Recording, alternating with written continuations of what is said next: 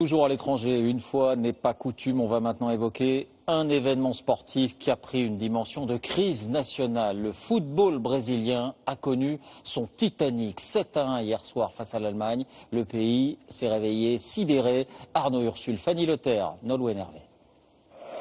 Partout au Brésil, des supporters abattus, en larmes, inconsolables. Ça n'est jamais arrivé au Brésil. On ne comprend pas. Je me sens mal, très triste. Un naufrage total. Dès la 11e minute, Thomas Müller ouvre le score pour l'Allemagne.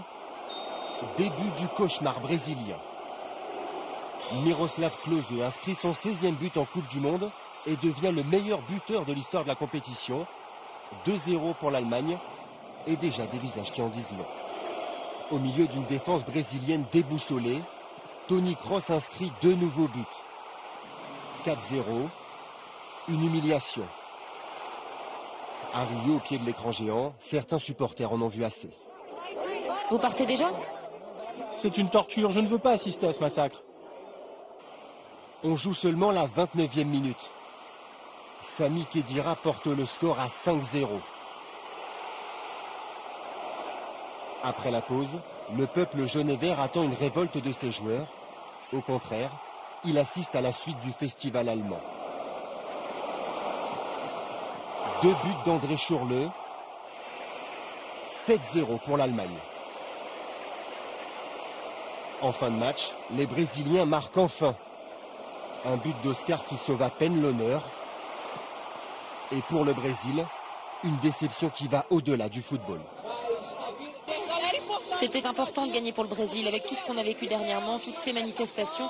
C'est une année d'élection nationale aussi. Être champion, ça nous aurait aidé. 7-1. La Seleção vient de subir la plus lourde défaite de son histoire en Coupe du Monde.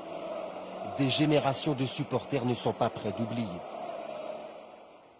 Et au-delà du résultat sportif, c'est aussi un cas d'école pour les psychologues qui travailleront sans doute des années sur cet événement. 4 buts en 6 minutes, un groupe qui s'effondre, des joueurs tétanisés, totalement absents.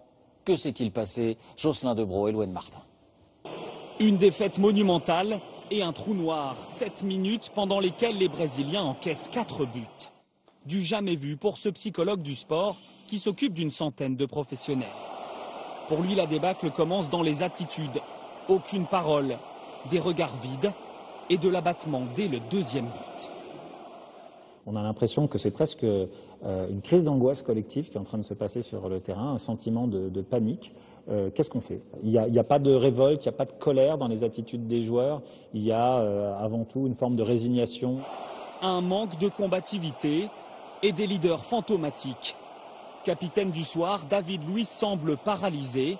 Thiago Silva lui est en tribune et son absence pèse lourd.